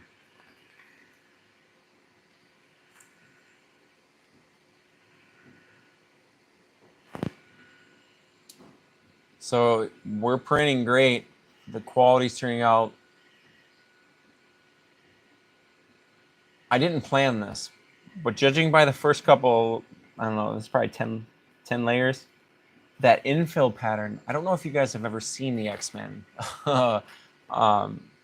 cartoons or any of the X-Men movies, but some of their costumes, especially Wolverine's, you can see like a mesh pattern in it, and that infill I think is going to turn out to be kind of like look like that mesh pattern. I did not plan that, but that's going to be really cool. I'll have to when this is done for the short, I'll have to put this in our light box that I take photos in and do some of our shorts in for our catch and stashes, because it'll really illuminate like what it'll look like. I really like this. I was surprised, but I do really like this yellow. It's more of a neon yellow. On the roll, it looks completely translucent yellow. But now that it's thinner and meshing with the light that's reflecting off our blue walls, it's turning out really cool. I have another additional light that I want to turn on for our next live stream to see if it changes how it looks. I'll have this print on our next live stream so you guys can see it too. I didn't think about that, but that's a good idea to have the print next to me. Ideally, if I can ever afford it, I'll get another Arco, because I really, really love this build volume, and the quality's turning out great. I think this printer is going to give a very, very good run for the money. Maybe it'll push the rest of the makerspace to make bigger build volumes.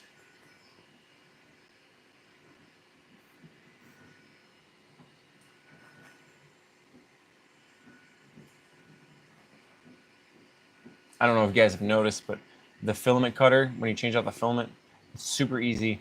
And I think it's going to make the AMS system, or the chroma kit, that much easier to do, because you can just pull it. It just cuts and pulls it out.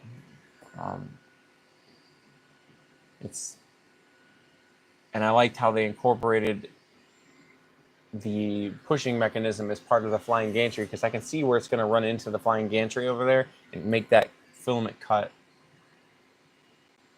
It's pretty good design. I like it so far. We'll see if it's functional, but I'm itching to get that chroma kit.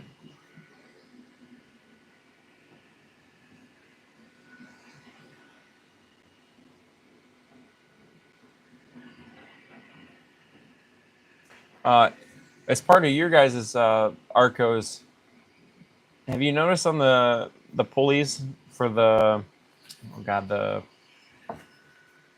what's the word I'm looking for here? For the flying gantry, for the belt pulleys. Have you noticed where your belt rides? Some of the pulleys, they ride in the center, but other ones, they're either towards the bottom or the top. They're not all aligned. I'm wondering if Frozen has released a video on how you can do a proper alignment of the belt for those.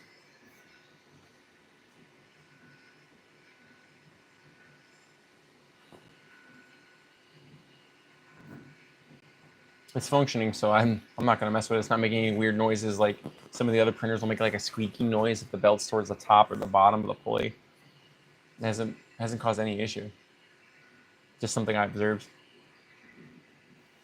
I like how the flying gantry has 4 of the Z-axis posts instead of the 3 that come on the bamboo printer, and I think there's only 3 on the Centauri carbons too. So to me, that's just going to make it more stable.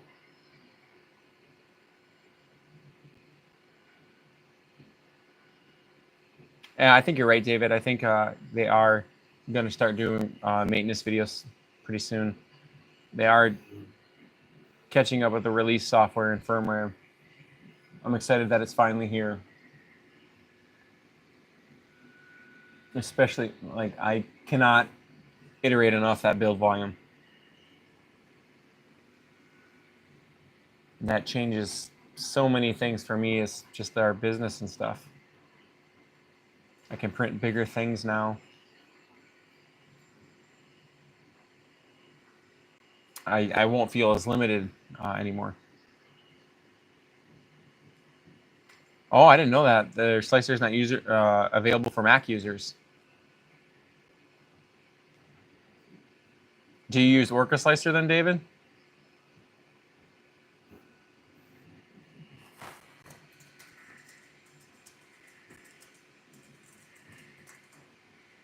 Yeah. Okay, that's what I figured. Before I started with, I was going back and forth with the bamboo slicer and Elugu slicer when I just had the 2 printers. But what pushed me to go to Orca Slicer was the fact that I'm getting a 3rd brand printer now, and it just makes it simple. I can just switch the printer in Orca Slicer, and it's 1 click that I change. Well, I think it's technically 3 clicks, but I select the printer, change it to the other one, and I click again. So it just makes it that much more, and I can send it all wirelessly. That's the kicker there too. Wireless file transfers. That's something else. Growing up in this space from early on, with the bed slingers with the Neptune 2s, not being able to send them wirelessly. You can mod the Neptune 2s to do wireless, but it was a pain. But now that it's available on almost all the machines, it's so much more convenient. It saves so much time. You don't have to walk back and forth to your printers. The only time you got to go to your printer is either to take a print off or change out filament.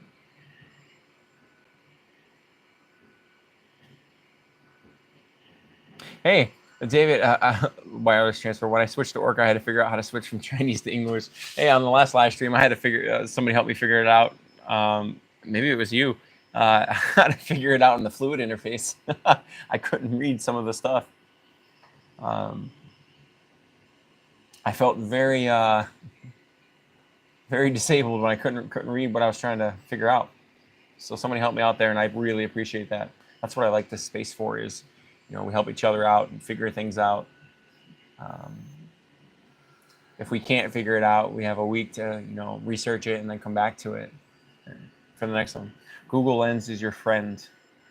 Yeah, this is true. I should use more Google Lens. I have a Google Pixel Pro, so it's built into my device.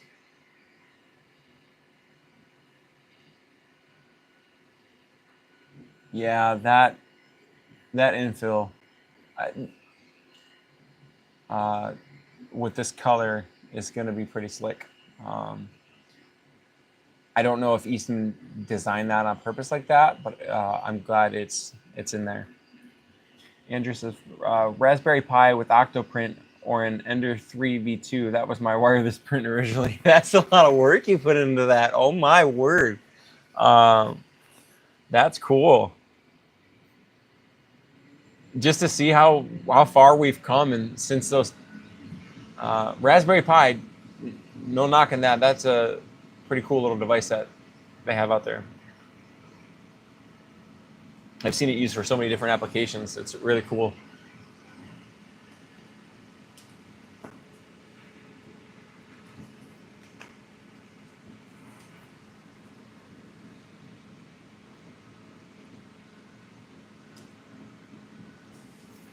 All right.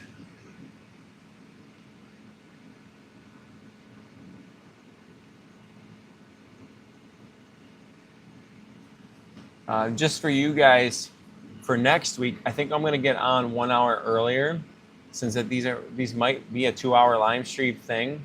That way, it gives me that buffer time. Get on at 7. We get stream gets done at 9. I think that might be the best way to do that, especially since I have to travel in the morning. David says, we are spoiled. I'm not interested in using micro SD card to print a file anymore. Yeah, like even with the P1Ss having that micro SD card, like, no, I'm not interested anymore. Integrated storage, and now with the fluid interfaces, or even in the manufacturer slicers, you can get into the integrated storage, which is nice. Hey, Momo. Hey, bud.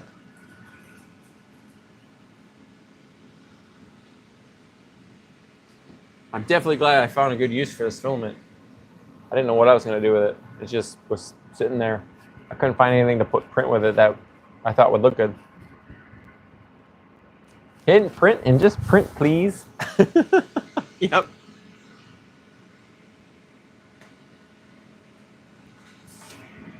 Let's see what we can do on some of our other printers here. I've got to get some of those going.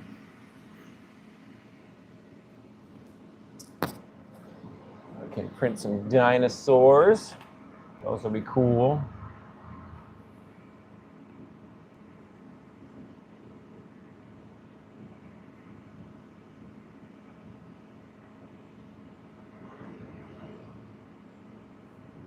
What do you think of this new printer, Momo? Huh? Do you like it? Yeah? I think it's pretty cool. Well, good thing there's no more pretzels. Sorry, bud. Oh, we got one little one. All right, let's see.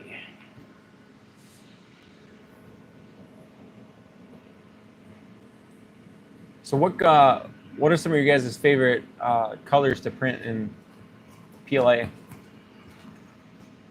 For me, it's probably the Galaxy Peacock Blue from Elegoo. It's really pretty. It's got that glitter in it. That's really nice. For Pet G, there's anything I have. For Pet G, there's a brand that's Strong Hero 3D. They have a rainbow gradient filament. Oh, it's so pretty.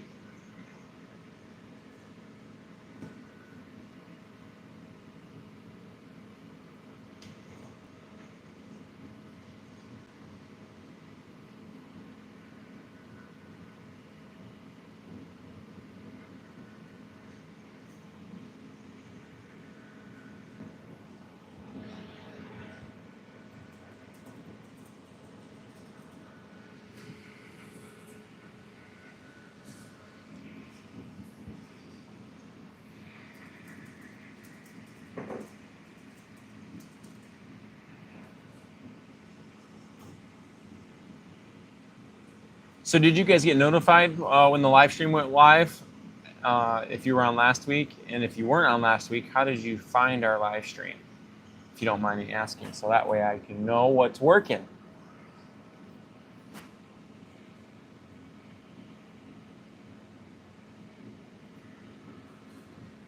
saw it on Facebook. Did you happen to see it in the Arco, on the Arco page?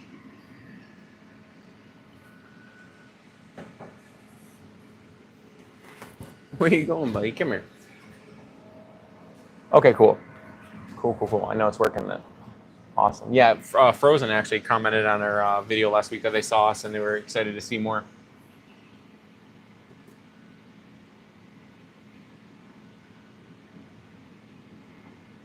Awesome.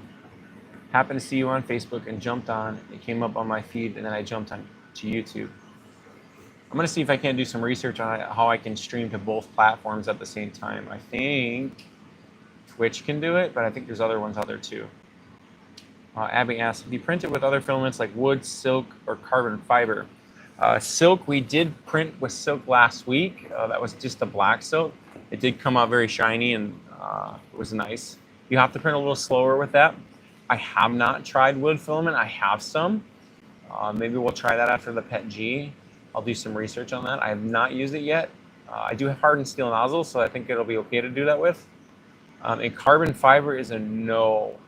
I haven't printed with carbon fiber yet because all our printers are down here in the studio with the cats, and I don't know if carbon fiber would be safe for fume-wise to print with them. We have a pretty good airflow system down here, and I have a power vent above the printers, so David asks, did they release a 0.6 nozzle for the Arco yet? I haven't seen it yet. Let me check their website real quick.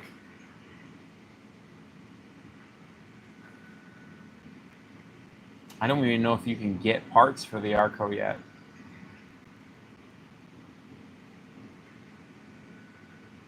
Which, knock on wood, I hope we don't have to order any parts for a while. So I think they only sent one extra nozzle with the printer. But I'm sure that's on their way. I don't see any 3D printers, FDM printers.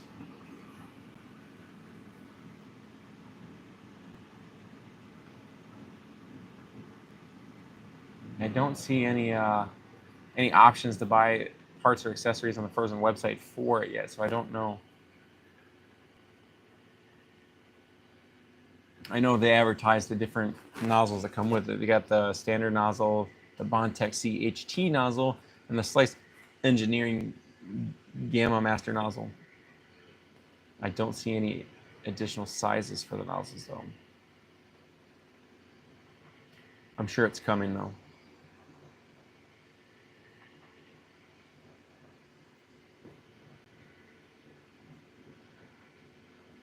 I'm very happy to see that Frozen is entering the FDM world. Should be able to use a standard Vulcan nozzle, Andrew says. I don't know. I heard the printer make that sound again. It sounded like it was coming from the layer line or the infill lines.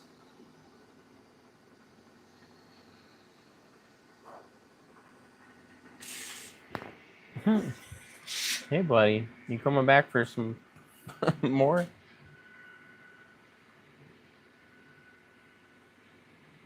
The interesting part is it only does that sound on the back piece, on the actual bust piece. It doesn't do it on the platform as it's printing it. And I don't see any lifting, so I think we're good on that front. And I can't really see if there's any. There's no excess filament on the bottom of the or on the nozzle head, so we're good there. So let's see if I can't tell why it's doing that.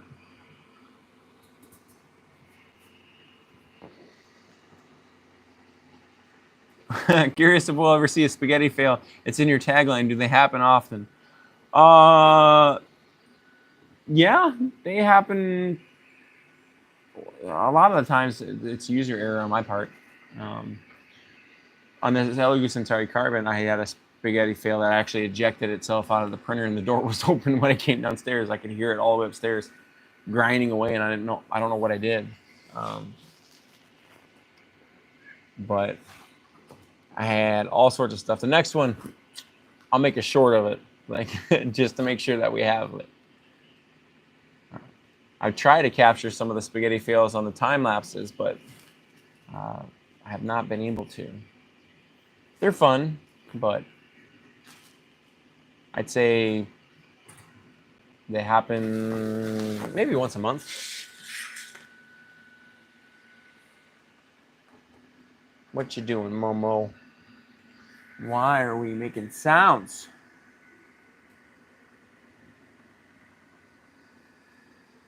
I don't see any damage to the infill, so I don't think it's a major problem.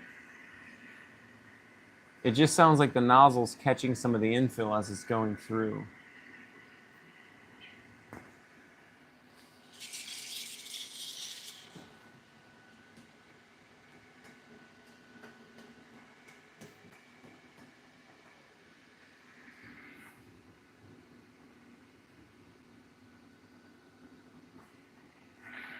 Oh, you want some attention, buddy? Okay.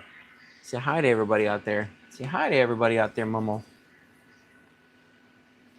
Oh, volcano nozzle, not Vulcan nozzle. Did I say Vulcan or Vulcan? Oops, sorry.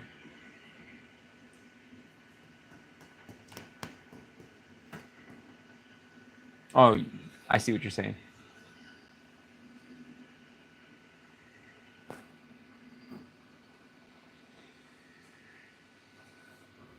So it was right about here when it was the previous layer that it made that sound as it was moving. Let's see if I can't spot it as it's doing it now.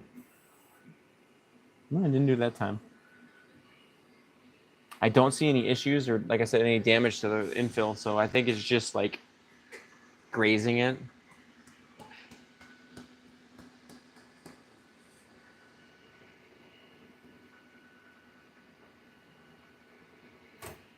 There was another one. Oh, so it looks like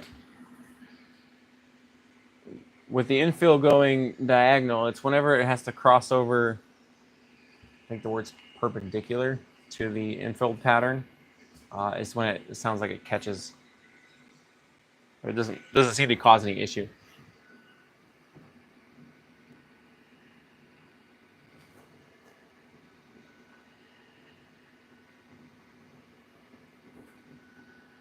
What you say, Momo? Have you guys seen any modifications for like the poop chute or like some of the other things are like the access covers? I don't see. No, it looks like it might actually have its own access covers or anything like that that we can go off and print.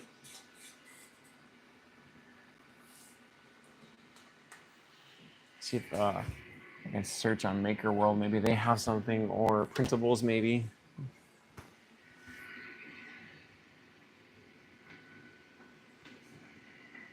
Phrozen Arco.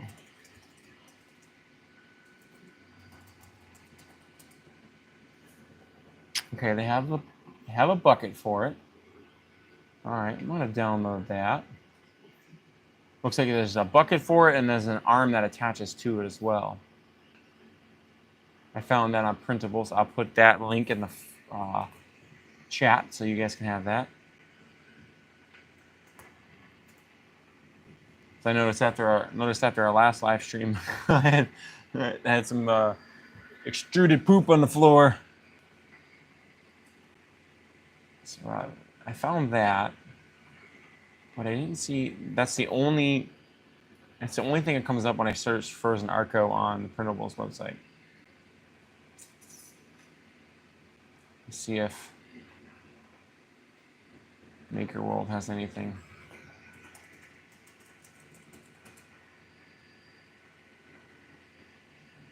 I'm not seeing any. That there was another website too that I could have searched. Printables, Maker World. I guess Thingiverse we can check.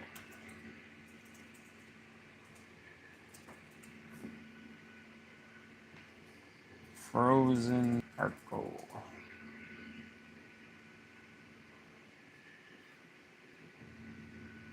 It does look like there is a Phrozen Arco Slimline poop shoot on Thingiverse. Looks like someone, Irish 471, did a little bit of mods. Oh, that's one you're using, Andrew? Does it seem to be working? Is it hard to remove?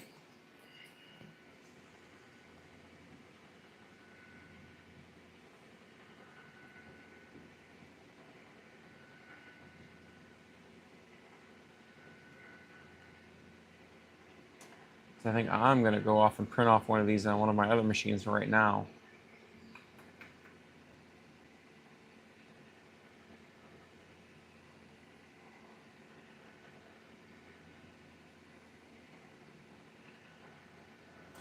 I would prefer, it's a bit hard to remove, I would prefer something to come out towards the front, but I don't do it very often.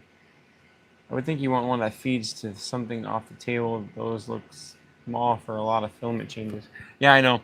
I think because this printer's so new, I think as it gets exposed to the community, people will design more things for it, especially once the chroma kit comes out, because we're going to have to, as a community, figure out what to do with all the poop with the color changes. It's like a filament swap or the next print, you know, we'll get one piece or two, but and these small bins will work for that. But once you start getting dozens and dozens of color swaps, and we'll need it too.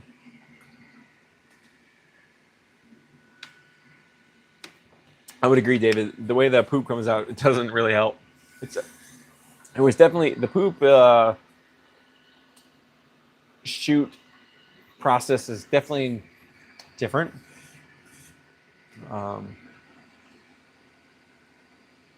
I can't really say whether I like it or not yet because I haven't seen like the color swaps for the chroma kit.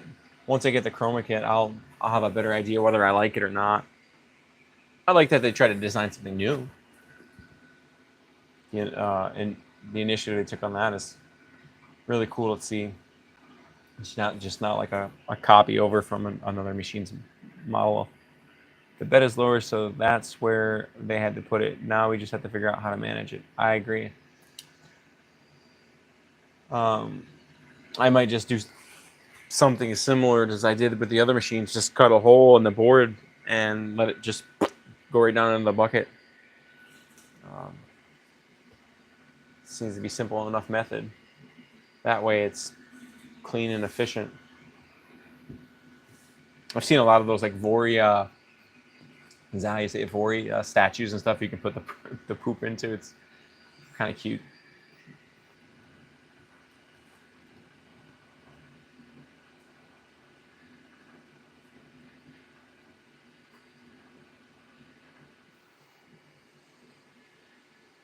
If I have enough filament left over out of this, I might go off and print it again and do it at 600 speed. No, I did it at 500 this time. I'll probably do it at 750 next time for the infill. Just because I want to see. The printer's not moving. It's not vibrating the desk card at all. Like my bottle of water's not even shaking. My feet move the desk more than the printer does.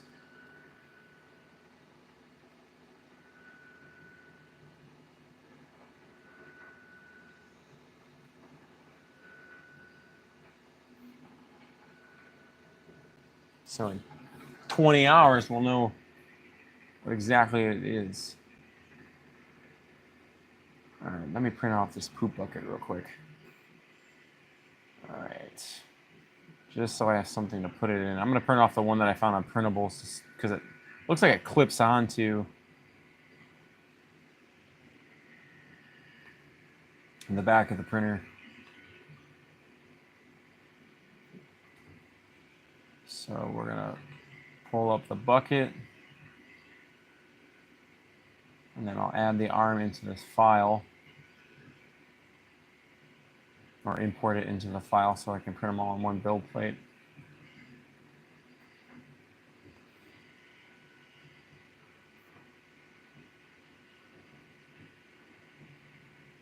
Stay tuned for tomorrow, guys, because I'll unbox that other printer tomorrow and we'll start Print Pretzels portable. Deck out an A1 mini cart. So I got the poop chute pulled up into the slicer. Let's see.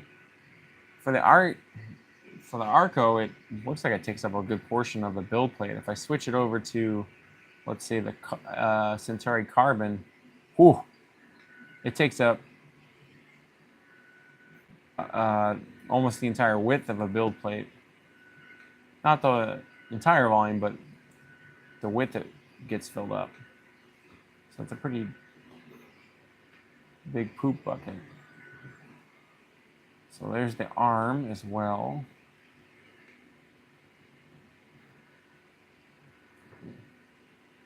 I think I'm going to change the orientation of the arm because it looks like it has an overhang.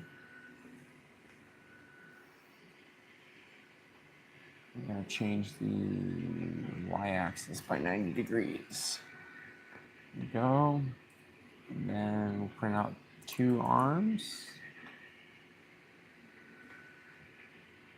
Yeah, it looks like that file for the poop bucket, it looks like you have to glue the arms onto the back of the poop bucket. So maybe somebody will make a magnetic version at some point. I'm going to print it off and I'll glue them together. And I'll show you what it looks like on the next live stream. No, I'm going to take the brim off of it though. I'm not a big fan of brims unless you absolutely have to. All right, takes about 2 hours and 41 minutes, and we're going to send it to the LU Centauri Carbon.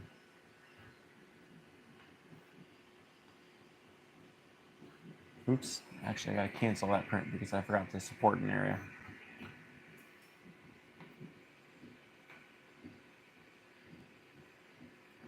And that print will fail if it prints.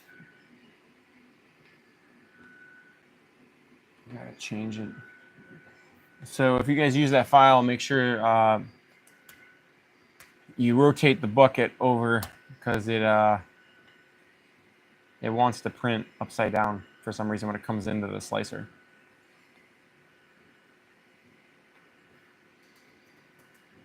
There we go.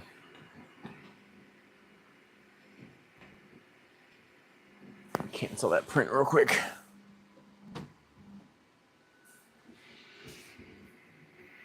And we'll print it over on the other Centauri Carbon.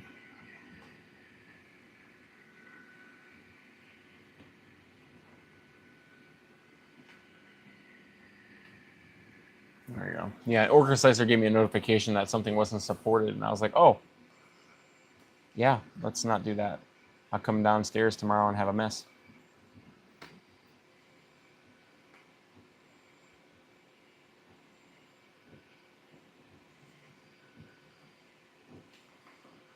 All right, looks like everything's going well so far, guys. There's no layer line gaps or looks like I mean, other than that one every once in a while random noise when you hear it hit the infill, there's no issues. All of the bed adhesion's perfect. There's no like layer line separations. It's a beautiful print. Things are going great. Stay tuned on our channel for Print Pretzels Portable Edition tomorrow. We're going to kick that off early with the unboxing. Check out our shorts in the next couple of days to see what this looks like. It's going to be pretty slick with the coloring. And I'll see you guys next week. Until next time, be glorious.